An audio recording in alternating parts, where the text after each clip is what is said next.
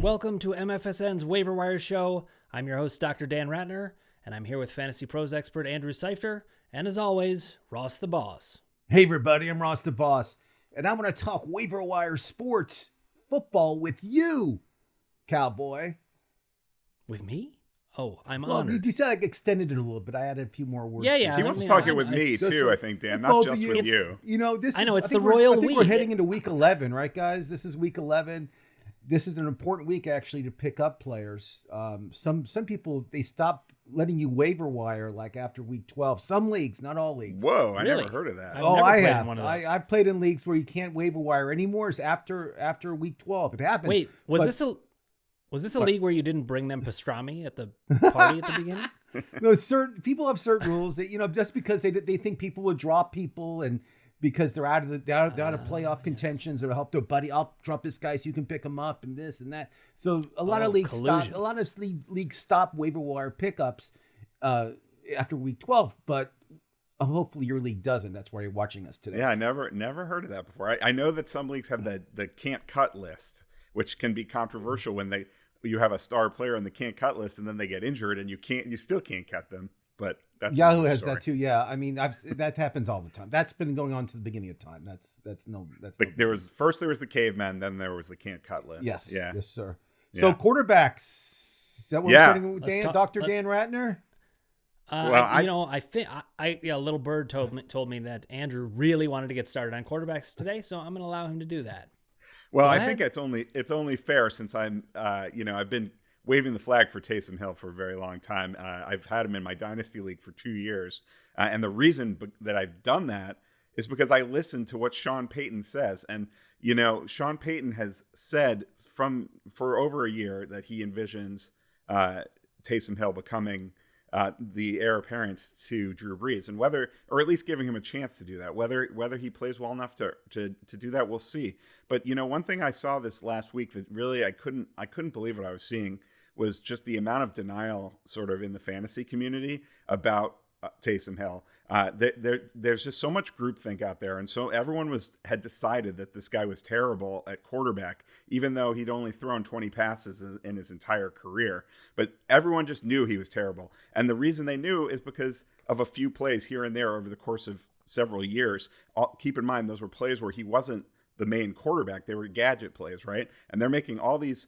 And because of these few plays, they're making all these giant assumptions that they know his skill level better than a Hall of Fame coach who watches him in practice every single day. And I just couldn't get over that. But the denial was insane. First, they were like, there's no way he's going to start, 0% chance.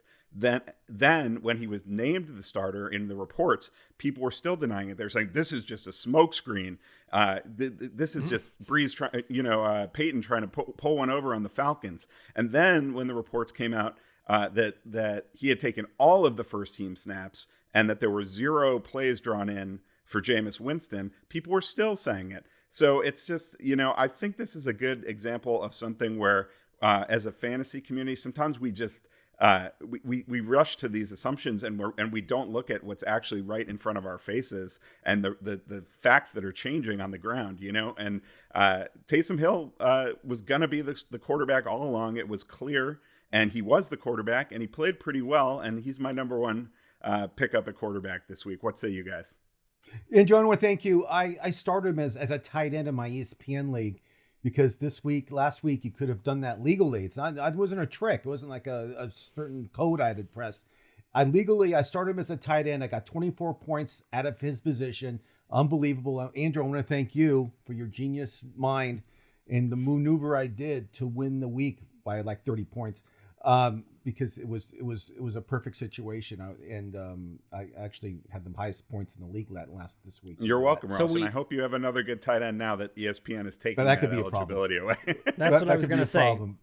So who's everybody's number one quarterback this week? Taysom Hill is by far my number one. He ran for 2 touchdowns.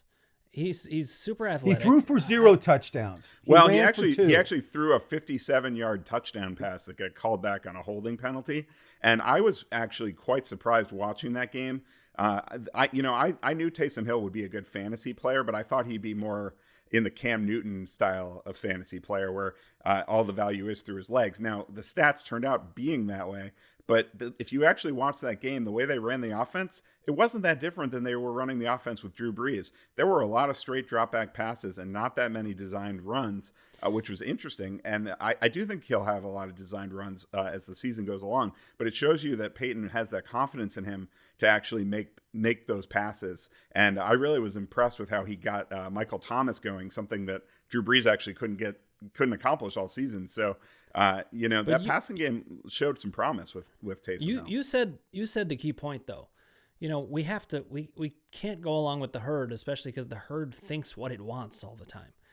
And I mean, it's happened to me with Justin Herbert earlier in the year. I wanted to draft him in my dynasty league. Clearly should have. And I was going to draft him really early. So that, understandable. Who did you take instead? I took somebody that someone told me to take, which he was like, take Matt Ryan. He's going to have value for 3 more years. You should. And that's what happened. Can you believe it? Yeah. Well, a lot of that hurt worse than my hernia surgery. Yes, coming from you, yes. I can totally believe it. That's a total Dan Ratner move, which I love.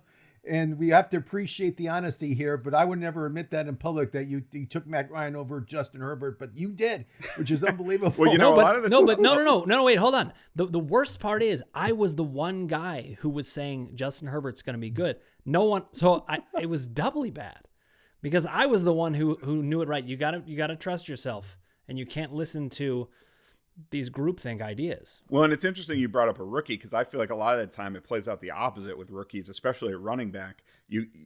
People just get so obsessed with these rookie running backs and they just assume that the coach is going to give them the ball. And oftentimes the coach doesn't because the coach likes the veteran guy, and we get so frustrated. But it's one thing to be frustrated. It's another to just assume that the coach is going to do what you would do because that's just not proven to be reality most of the time. That's a good thing. Now the thing is about Hill is this: he's going to play for maybe 3 more weeks. That's what Drew Brees said. He'll be back in 3 weeks. I don't know, man. He's got 11 broken ribs and a collapsed lung. And a lung. So I don't know if that's true either. I mean, he's my number one. But if you need somebody like to go into the playoffs with you, if you're in the playoffs, he'll not be playing. So. That's why I like Cousins, Carr. I like Hill, of course, especially for the next 3 weeks. I saw their schedule; it's not too bad. And in my other 2 sleepers, are you guys ready? Mm-hmm. I'm taking Jalen Hurts because I feel Wentz is going to get benched. That rhymes. He's doing his best to get benched. That's rhymes. I know he threw 2 touchdowns, but that was garbage time. I mean, Dr. Dan could have done that. And, it's just, I just feel that Hurts is going to be in there by the end of the year. I just have a feeling. I don't know what you guys think. It could happen. I could totally see it.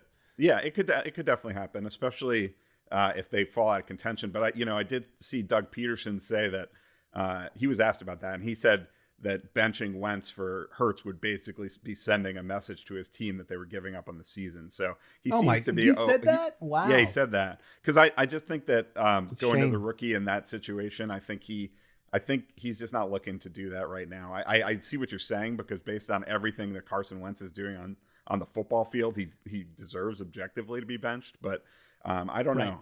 We'll have to see. You're listening. You're listening. If he to can't the get coach it done against Seattle this week, then maybe that will be the final straw.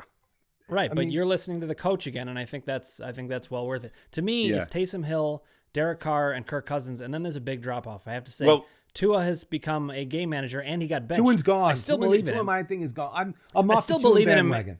No, I still believe in him, like long-term NFL career, but I don't believe that he's going to help you in. No, you won't win any games with Tua as your starting quarterback. I agree. He's going to start, but if you're starting Tua as your quarterback, just call your season over. Season's done. It's over. Just throwing the white flag. So here's how I'm looking at the quarterback this week, though, guys. Like, to me, I think Derek Carr and Kirk Cousins are fine. They both could be decent streamers. But the thing is, there's always going to be a Derek Carr or a Kirk Cousins on your waiver wire in a single quarterback league. So I'm sort of interested in these guys who can actually be difference makers. And to me, there's 2. Taysom Hill is clearly number 1.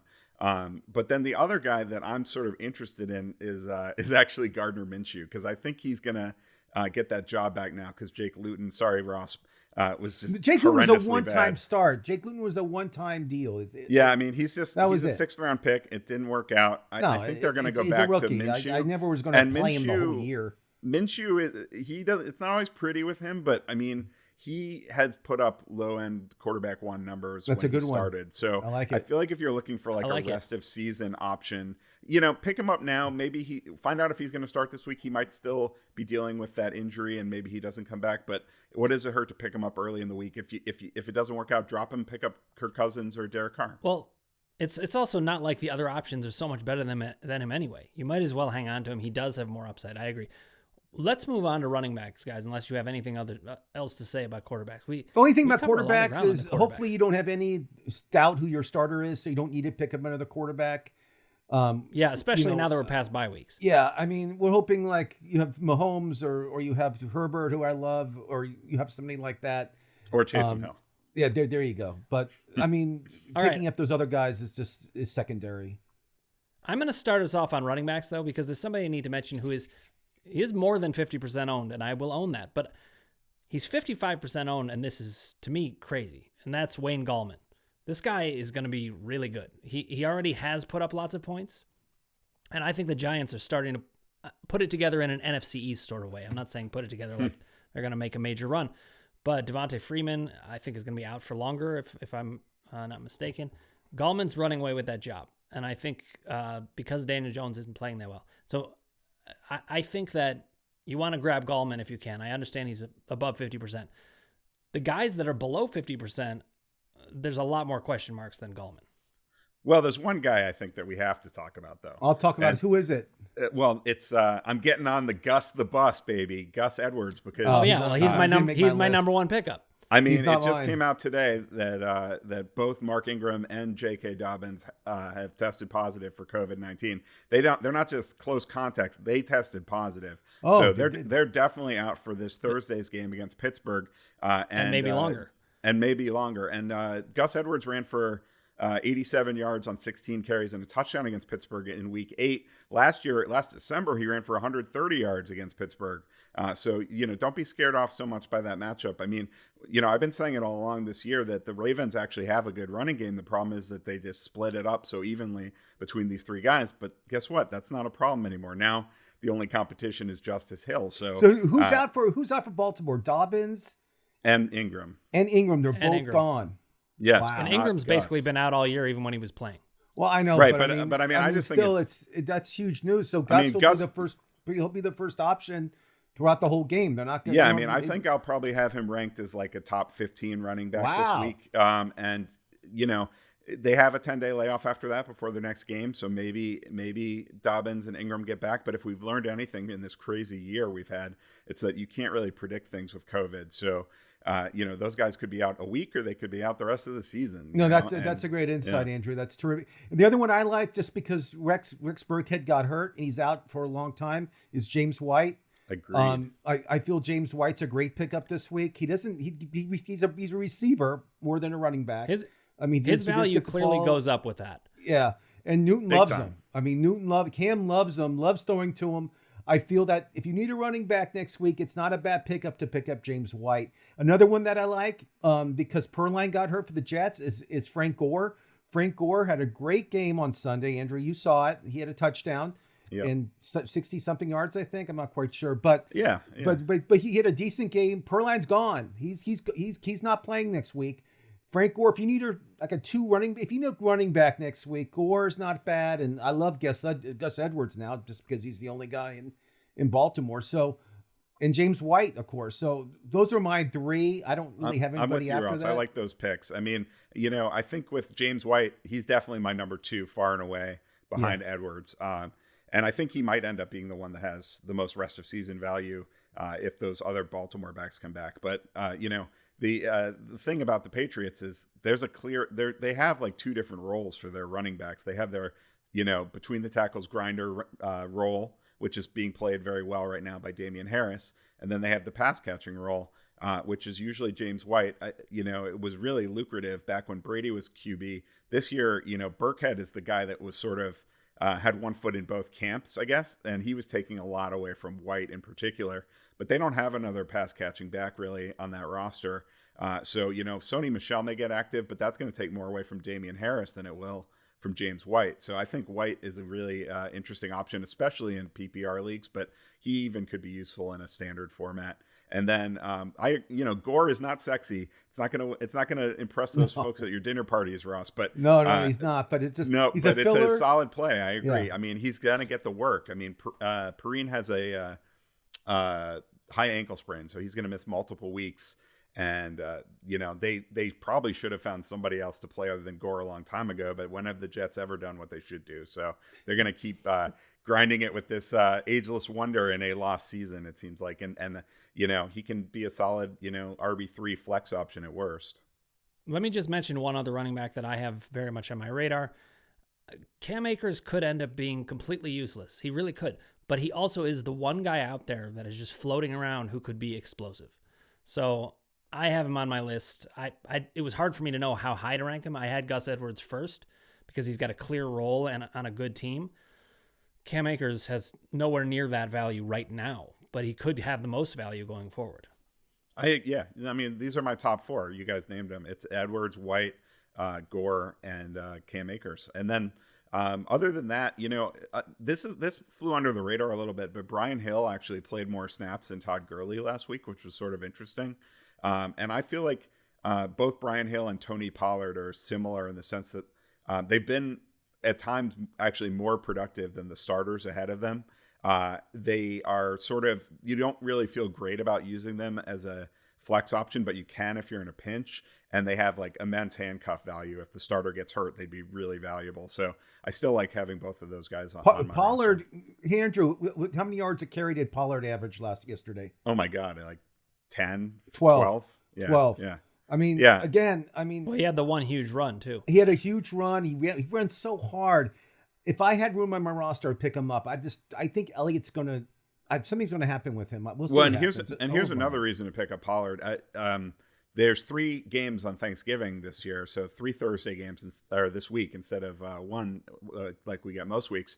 And if you're in a league like Yahoo where you can pick up players for their game and have them on your bench and then cut them after for another player, I love stashing backup running backs for those early games. And Tony Pollard will be in one of those Thursday games. So he's a guy I like stashing for that reason. You could also stash like a Benny Snell with Pittsburgh or even a Deonta Foreman with the Titans, just in case there's an injury. No, that's great. I'm going to do that. Andrew's the master of this. He cuts kickers to do it. I love it. You don't have to cut a kicker to do it necessarily. No, I just pick up Pollard and stash him, see what happens. Mm-hmm. I'm ready to go to wide receiver, and I'm ready to gloat. Who's your just a little. first? Who is it? I mean, my number. Who do you think it is?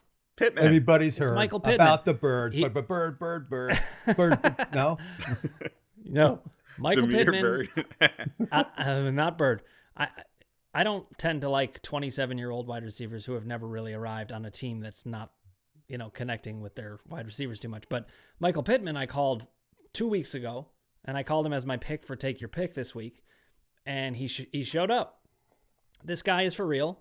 He's the number one receiver on my list by far. I think everyone else is actually kind of on an even par. Now, I may have missed some things, and we'll see, but I have Pittman number 1 for sure.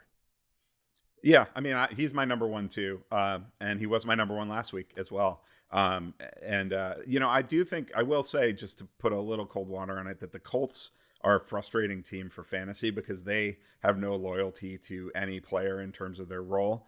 We've seen them rotate their running backs. We've seen them rotate their tight ends, and they're still rotating their wide receivers too. Pittman had a good game, but he only had 3 targets. So I totally endorse it along with you as the top pick this week, just because there's this opening to be the top receiver on that team. And we know he has the talent and he's starting to produce. So it's one of those things where if you don't get on it now, you're not going to be able to pick him up in a week. So you got to get him now. So I agree with that. It could be a bumpy ride. We'll have to see. You mentioned before Wayne Gallman. I want to talk about a few. There are a few receivers that are just barely more than 50% rostered in Yahoo that should be a lot higher. One of those is Corey Davis, who is the wide receiver 27 on the entire season. So he's been a high-end wide receiver 3 all year, and nothing's changing with that. I don't know why his roster percentage is so low. And then Cole Beasley, we've talked about a bunch here. I think his numbers dropped, his roster percentage dropped because of the bye week, but he's been a wide receiver 3 all year, and he's going to keep doing that. And then Dan, I know you don't love this guy, but Deebo Samuel should be back next week. And Brandon Ayouk is actually on the COVID list right now, so I don't know if he's going to play or not, but they need pass catching options, so I could see Deebo Samuel. And then got to mention the other Samuel, Curtis Samuel. Curtis Samuel at number 2 on mine. I like that PJ Walker. I watched him play. I love that PJ Walker, the guy from the USF from the with XFL. Yeah. I mean, that guy is the real deal. I'd rather see him start than Bridgewater. I said it, and I feel that. I thought you loved Bridgewater though. I do, but this Walker kid, I love watching him play. He made 2 bad throws. He had 2 interceptions in the end zone, which hurt him a lot, as we know. But I thought he looked good. I liked his moves. I liked how he had the team played for him.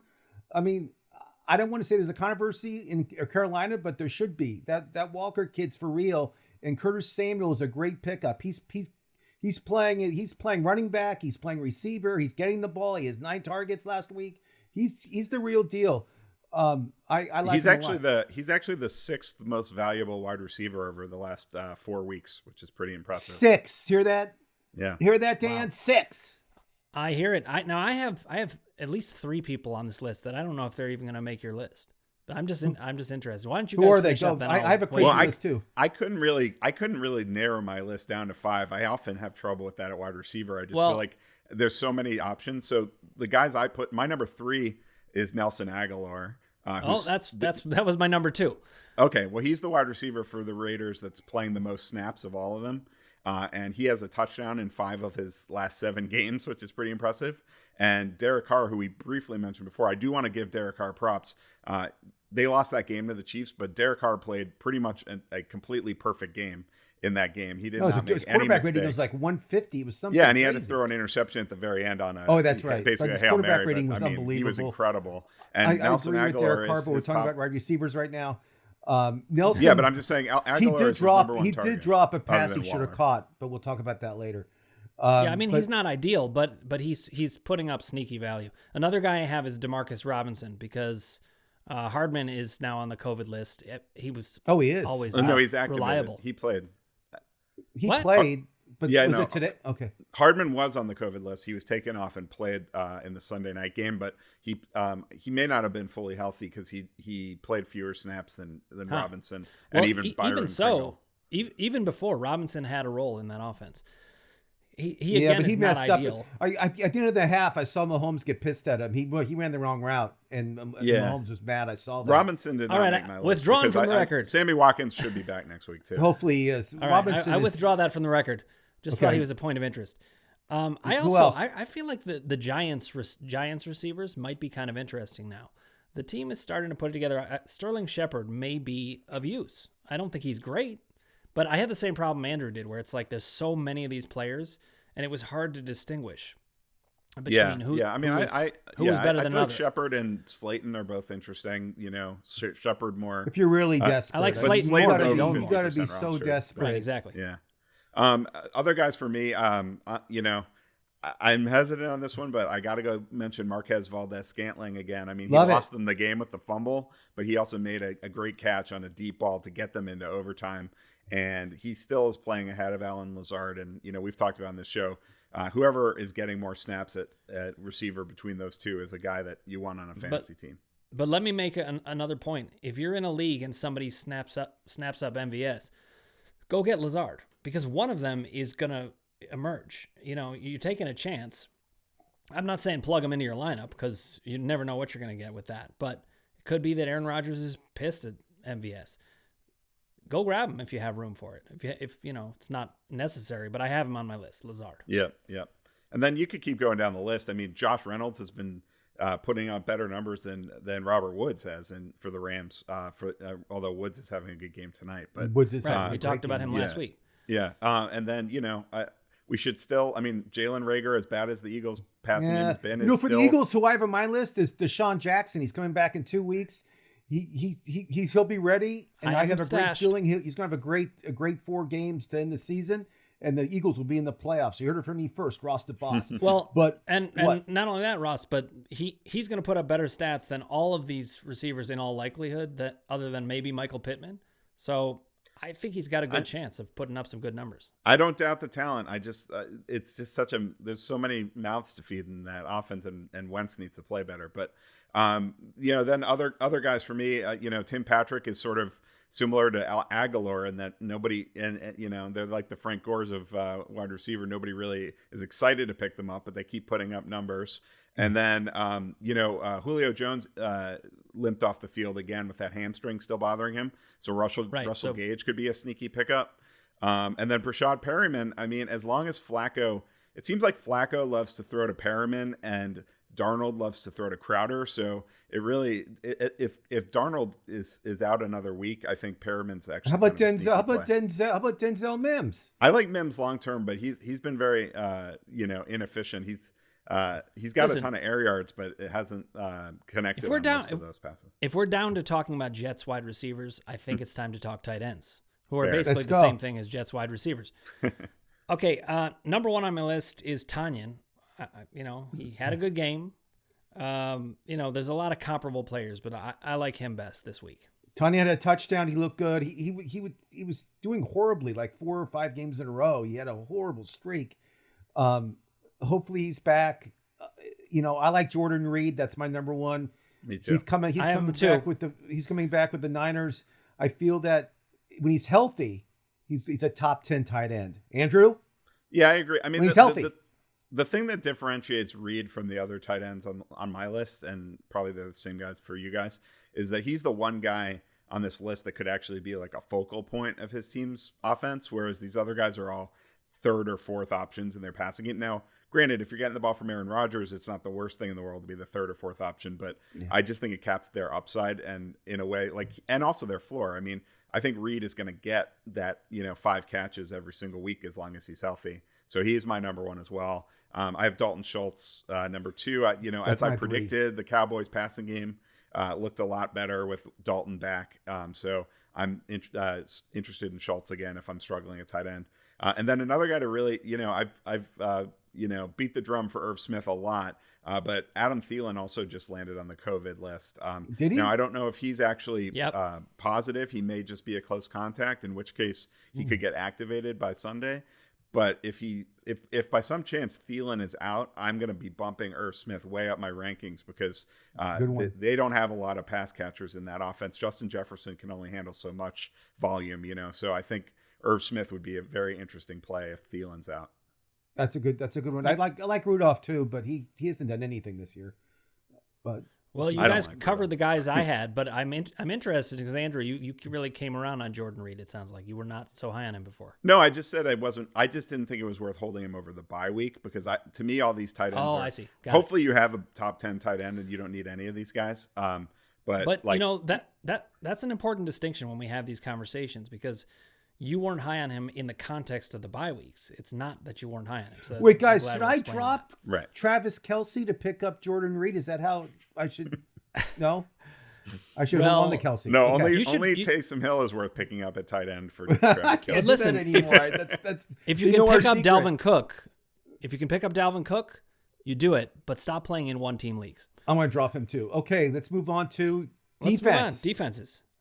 Well, I'm not going to go first this time. I've been hogging the floor. I'll go first. Okay. I was going to say, Ross. I know you're a big Bengals fan, so I wanted to express my condolences for the Joe Burrow injury. I'm wearing the Ocho Cinco shirt to. Oh yeah. For all my depression going on. And I feel like all Burrow. Bengals fans out there should their way, if they play fantasy, their way of dealing with this. Well, we do have Ryan Finley. Ryan Finley's a winner. Ryan Finley, to me, could be a top 3 quarterback this week. Dan, what do you think? I am ready to start the Giants defense. That's first on my list too, Dan. The Giants defense was number 1. Yeah, and they're pretty talented too.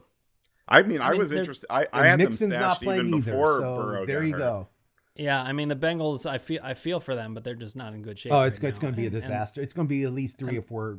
And the Giants have talent. I feel like we're going to have to talk about the Bengals a little bit more in the drop section. Oh, here we go. Who else on defense should I start? Well, Seattle is a sneaky option because they actually have great matchups for like the next month. So they're not. They're obviously also, I think, starting to play better. They are. I mean, they're obviously not what they once were as a defense, but they're playing better. And Legion of Doom. Yeah, I mean, so this week they get Wentz, right? So that's going to be at least 3. You know, Carson Wentz is actually leading the league in interceptions and fumbles, which is insane. Wow.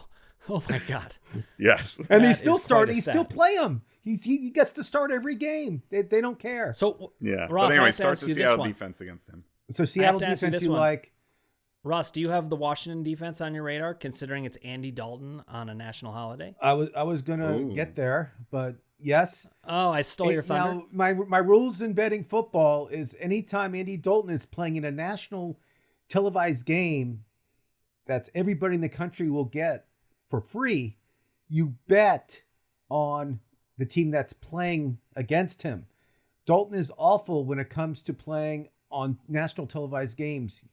You never bet on Dalton. So I was curious about that, Ross, because I know you mentioned that before, but I couldn't remember if it was just a prime, like a nighttime game, or is it only nighttime is bad? But this is a stage. This is a big stage. It's Thanksgiving. It's Washington against Dallas. It's one of the biggest rivalries in football. We all know that. It's in the old days it would say Indians against the Cowboys, but God forbid I say that. But that being said, I like the Washington defense against Dalton. I feel I like the Dallas defense. I know. Washington. See, you like the Dallas defense. So we at least we all consider it's going to be a low scoring game. We can all say that. Yeah, right. I mean they're not they're not my. I would take Green Bay over either of them because they get the Bears, and we don't even know if Nick Foles is going to play. And you're a bad offense when you're praying that Nick Foles will play. It's not a good situation in Chicago. And remember the Washington defense, their DBs and their passing defense is one of the best in the leagues. I think they're number one right now. They're a better defense than Dallas overall, so I can see that. This is really interesting because we actually mentioned all 4 NFC East teams in this, although not the Eagles defense. The Eagles offense was mentioned in the defensive category. Right. And then we should all, one other one I'm kind of curious to see what you guys think of is San Francisco. They are a pretty solid defense. They're not as good, like Seattle. They're not quite as good as they used to be. But I think that they should be healthier coming out of their bye because they had so many injuries on both sides of the ball. So I think they're going to be healthier. They're playing the Rams, who are really not that bad a matchup, actually. So I think they're a decent option as well. Is Bosa back or is he still out? Good question. I'm not sure. Oh, Bosa's the big determinator if he's playing. But they had injuries in the secondary too. Oh, I know. I'm just saying Bosa's a game changer. You guys know that. Yeah. Those are my defenses. I don't have anything else. Hopefully, let's move on to kicker, shall we? Let's move on to kickers. All right. Who's everybody like? Andrew, is there one kicker? Yeah. Who is it? Well, Andrew, is there one kicker that you wouldn't cut? We know that's not the case. Go ahead and tell us who's No, who's well, actually, it's funny you say that, Dan, because I do actually have Jason Sanders in one league, and I didn't cut him last week. The main reason I didn't cut him was because I know, right? The main reason is I just didn't feel any huge need to use that spot for something else, but he also has been one of the best kickers in the league this year, and his matchups were just he got Denver and now he's getting the Jets. So I was like, these are just incredible matchups. So I actually went against my modus operandi there. But in terms of this week, I mean, Blankenship to me is the number one. I mean, he's just been so good all year. I have number one also. I don't. And they should score plenty of points against Tennessee. So I like him there. Jason Myers, Mason Crosby, guys we've talked about. Carlson with the Raiders. And then one guy I don't think I've mentioned before that I sort of like this week is Tyler Bass. That's my number one. Tyler Bass, the past 3 weeks, has been over 10 points a game. He's been unbelievable. He's the pickup he should do. Don't listen to Dan. Don't listen to Andrew. Listen to Ross the Boss. Pick up Bass this week and you'll be a winner. Pick up Bass. That's they had a bye week. Their offense is going to be rolling. That's the play this week is Bass. You heard it from me.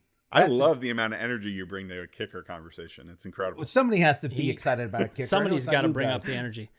All right, guys, let's move on to talking about our cuts. Oh, it's gonna be great. I have some great people. I can't wait for this. Before we go position by position, can we just?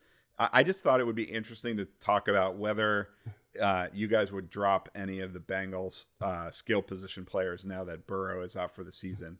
I mean, I think we need to talk about Mixon because he's on IR. Mixon's gone. AJ Green's gone. I know he caught a touchdown, but he's still gone. I don't think I would cut Mixon if he's going to be able to come back. T. Higgins has been very consistent for the Bengals this year. I would keep T and maybe Boyd. Bernard has not been consistent at all. I mean, if you're starting Bernard, I think you should start Frank Gore instead. And we've been talking about cutting AJ Green for a long time now. Yeah, I mean, I think T. Higgins to me is the only guy you keep. What do you guys think? So you wouldn't keep Tyler Boyd? No, I don't know. So Boyd actually has played with Finley before, and his numbers were not as good with Finley, obviously, but they were not that bad. So I don't think I would cut Boyd. I might take a peek for 1 week just to see how they do. Yeah, but that's a great observation. Yes, I actually think Boyd might be better than. I actually think Boyd might be better than Higgins the rest of the season, just because Boyd is more of the possession receiver. And I think that they're just not going to be as dynamic down the field, which Higgins has that game breaking ability, and I just don't know if Finley's going to be able to take advantage of that as much. And then I generally lean on the same side as Dan on the Mixon thing. I just think given the amount of upside that he could have, I would hold on to him. I mean, he's technically could be back in week 14. I don't think he's going to play again this year because their season's down the toilet, and why would they even bring him back? But again, you can't predict what these teams are going to do. They do things that are not logical all the time. So I love the Bengal talk. You gotta guys. hold on to thank you. You made my day with the Bengal talk. We're trying to ease the pain. Upset, but now I'm cheered up a little bit that I should drop all my Bengals, which is fine. at least we have some closure here, as Dan used to tell me when he used to be my psychologist. But that all being said, let's talk quarterback. What quarterback would you drop that's over 50%? I'll go last because you guys. How about Joe Burrow? Yeah, but see, I feel like we're not giving people any information if we're telling them to drop a quarterback. That's not true. We're telling them to drop the quarterback because you have no chance to win your league if you start this quarterback. Go. Who is it? Well, you have no chance to win if you start Joe Burrow. Well, I'm sticking with Jared Goff. Jared Goff. You can't pick the same guy the same week. Different. You got to go with the other guy is Carson Wentz. Okay, I'm going with Lamar Jackson. Lamar Jackson is my person. You're cutting Lamar Jackson? I'm dropping Lamar Jackson. You're saying, Ross, you're crazy. Why are you dropping Lamar Jackson? The reason I'm dropping this guy is because of this. You can't win in the playoffs with Lamar Jackson. His stats is not winner stats. He has 15 touchdowns. He has 15 touchdowns and 7 interceptions this year in 10 games. That's all. You're not going to win your league, Dan. You're not going to do it with Lamar Jackson. You got to start somebody else. Yeah, but you got to look Cousins. I would start over in Carr. I would start over Lamar Jackson. No, you would start Lamar I Jackson. could see that. I could see that. No, but you're really just going to cut him? I can't. I cut him. He's gone. He's gone. So I can say, I cut the NFL MVP from last year. The guy could run for. He could run for like 4 touchdowns in one game. He could. He could. I mean, you know what? Let's not even talk about. I mean, I can win the lottery next week too. Okay, it's not going to happen. Ross. Let's not. We don't even need to talk about what he could do. Like, it's not. Like, I'm not expecting the 2019 Lamar Jackson to walk through that door. Just look at what he's actually been doing. Oh, let's look. Let's look. Yeah, look at it. I don't think you've looked closely enough. Let's look at the reality stats. is the 0 touchdowns. Yeah, you're not looking at fantasy points though. In fantasy points, under 20. He's actually been a top 12. He had a few games over 20. They're all like 19, 20, 21. It's a lot more. He has a lot more fantasy points. I'm sorry, but he's not going to win Cousins. If you want to be a winner, you go with me. If you want to be mediocre, they can play on your team. It's fine. This is one of the. Listen, Ross, we disagree a fair amount, but this time I disagree pretty strongly. Then disagree. So the second week in a row, you're cutting the same player. That's not playing. That's being safe. You're just trying to entertain people. You're cutting a player that's out for the year. You're cutting a guy who won't play for 2 years. If you want me to pick somebody else, you guys are not playing the game correctly. Your game is to cut a player that's over 50%. I invented this game, Ross. I tell you how to play the game. I reinvented it. Okay, let's talk running back. What running back would you guys? I'm the host of the show. I'm the host of the show. We all have a claim to this. Okay, listen. I would cut Carson Wentz. I said that last week. You can't say it again. All right. No, Calm down. Oh my God. You can't. You don't want me to give you crazy about. All right. You know what? I was going to give you credit for it, but now I won't. All right. Okay, good. We'll move on running back. to running backs. I also and think I'll you start. could cut. David By the way, Johnson. I also think you could cut Matthew Stafford. You could cut Matthew Stafford. That's you a could good cut one. Drew Brees. That's a good one. All right. Yeah. I say cut David Johnson. I don't know why 84% of teams have David Johnson. Really? You guys agree? But no, I don't, because Duke Johnson has not been good at all. So David Johnson, I think, is only out one more week, and then he's going to be a RB2 that you're not excited to play, but you're going to play him every week. He's not an RB2. He's always a good bet to score a touchdown. I mean, he hasn't done it very much. He has. He's been a top 24 running back. I mean, like in the probably around RB20 or something. But David Johnson. I could see he's on IR. I don't want him on my team. I don't think I would cut him quite yet, but I would think about it. But I would wait. I also think it's so hard. It's so hard to find. Guys, I said to cut Melvin Gordon last week, and he had 2 touchdowns on Sunday. So you're talking to the wrong guy with running backs. Again, with these running backs, I think it's, and I do play the game differently than Ross here, because I think what we're trying to do is tell people not to be hot takey, but to actually tell people, players, that they can feel fine cutting and moving on and being sensible. I'm telling about people who to cut. So you can win your league. I'm telling people to get rid of the cancer. I know, but to cut the cancer out and get rid of it and start with somebody like a Kirk Cousins or Carr or somebody from our waiver wire list. Let's not go back to this. You're going to be a winner, or you can be mediocre. Jackson, it's up to you. But so I would hold on to David Johnson. Who are you cutting? Well, I would definitely. I mentioned him before. Jarek McKinnon. Mark Ingram is an even more obvious cut now. That's a good one. So this guy. A lot of people rushed up ago to pick this guy up last week. I was not one of them, and that's Nyheim Hines with the Colts. He's my number one. He's the guy I cut first. He's a pass catching back. He's had 3 big games this year, but he's done nothing in every other game. I that was so foreseeable that he was going to fall flat after that big game. So get rid of him. Let me do a weird one here. Hines is cut. Who's next? What? Okay. Who is it? Now, this guy had probably his best game of the season, and I still say you cut him because it shows his upside is so low. Latavius Murray. I don't know why people have this guy on their team. I mean, the guy's maybe going to get you 4 or 5 points. No, Murray's a guy that's a backup just in case if their starting running back gets hurt. I'll quote you. If you're thinking about starting Latavius Murray, you've already lost. Oh, I agree. I'm not disagreeing at all. This is a deep. Right. If you have a deep roster league, like one of your stupid dynasty leagues, we talk about every my game. argument for keeping Latavius Murray is very similar to argument I've made for keeping Le'Veon Bell in the past, so we won't rehash it. But notice I didn't mention him. That was for you guys. I know. Well, and another guy I want to cut. I'll take Andrew's lead. Is Joe Mixon. I don't think he'll be back. I feel that he's every week they say, he might be back, but he never comes back. Especially with Burrow gone. Why does he even come back and play? There's no point to it, as Andrew mentioned. He's another one. If he's on your roster, just get rid of him. Make room for Gus Edwards. All right. How about let's move to wide receivers? Wide receivers. Here we go. Hollywood Brown is still like 83% roster for some reason. Talked about him. He had a goose egg. No, I've talked about him for 3 straight weeks. I was the first one who said him. He's coming down slowly, but not enough. There's just nothing there. And Jarvis Landry too. Man, God. I talked about him. He was my cut last week. Me too. And the thing about Landry is he is so not built to be a number 1 receiver on a team. Like he is so much better being the guy that doesn't get all the defensive attention. Like he can't handle it. I'd rather have Peoples Jones than Landry. How about Kaderil Hodge? I'd rather have Kaderil Hodge. Jones now. My cut this week.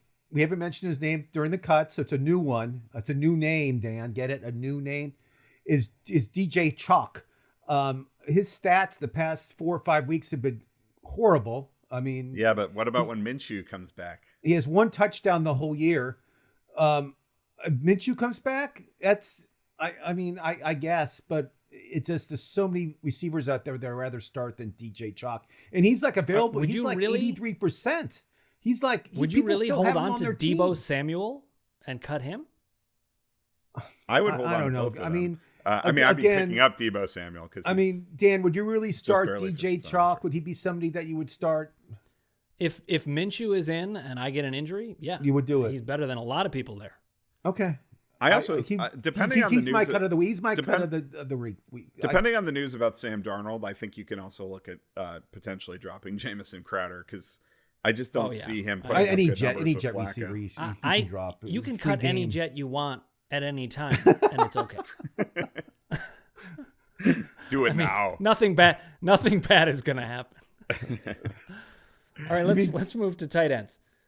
I mean, there's the injured guys, Kittle and Hurst. I told you guys Logan Thomas is terrible. Okay, you're right. We're giving you credit. You were right about Logan Thomas. I finally got to the point where I had to recommend him once, and then of course. You know who you like, Andrew, that I think is very, very cuttable. Jared I understand. Well, I said that last week, and I do like him, but I also think he might be cuttable with Taysom Hill. I think Austin Hooper is just not going to materialize. I already dropped him in 2 leagues, so. Well, I think he wasn't he your number one tight end pickup? He was, week? but that tells that again. It says more about tight end. He adjusts on the fly. Anything else? That's true. Yeah. I mean, I think he's cuttable. 67%. I agree. The Browns passing game, you just don't want to invest in that. And the guy I don't like is Hayden Hurst, the Atlanta tight end. I feel he's way overrated, 80-something%. He hasn't been that bad, actually, guys. Yeah, but he's at 80-something% of leagues. His stats, look at his stats. They're not. He shouldn't be picked up in that many leagues. He's not. I don't know. For a tight end, he's not bad. I wouldn't. I rather start 5 other tight ends. I think Hurst has gone like over 60 yards in like 6 or 7 games this season, which is for a tight end is pretty good. Again. I'd rather have Jordan Reed. There's a whole bunch of guys who mentioned the waiver wire earlier that I rather Travis have. Kelce. Jonnu Smith. Andrews. I mean, there's tight a whole end bunch is so. I mean, we're basically Tony Gonzalez. Yeah. Who knows? Tony Gonzalez. I mean, I would put Cook. To me, Cook's value is hurt quite a bit by Taysom Hill because I think Taysom Hill looks like he's going to really lock on Michael Thomas a lot, which means less looks for Cook, especially in the red zone. And then Mike Gesicki. I mean, what we said about Tua, I just think Gesicki is time to move on from him. Time to move on. I'm off the Dolphin bandwagon. Those days are long gone, guys. The Dolphin bandwagon is gone. I'm moving on to the Cardinals. I'm a Cardinal fan now. Rooting for you got other options. See, for me, so you're gonna pick up Dan Arnold then at tight end? No, Dan Arnold. All right, guys. I think we've gotten everybody ready, and we each contributed different things. Ross helps us get rid of players that you need permission to get rid of because they're hard to do. I keep telling you over and over, get rid of these same guys that you're not getting rid of because you're not doing it. So they need us both. Meanwhile, Andrew brings the heat with Andrew brings the sensibility. I tell you to cut guys that you're not going to win your league with. That's the reason I tell you to cut them. So you don't have to think about. I can see it. You just don't think about starting them anymore because they're not going to win your league. I'm looking out for your best behalf. That's what Ross the Bus does. I just don't want you to have the option to start Lamar Jackson anymore. I don't feel he's going to win you anything this year, but that's me. You're save you a lot of trouble, decisive, but I wouldn't do it. I will hand it to you. You're very decisive. All right, guys, this has been MFSN's The Waiver Wire. Thank you for watching. Tune in next week for more picks. Subscribe and share our show. Everything is getting great, and we're so excited. And make sure you watch this week. We have Dane Cook on this Saturday, so make sure you watch. Lying with a blanket over my head, she asked if she could see who was under the blanket with me. I said, you don't want to find. It is Hideki Matsui in my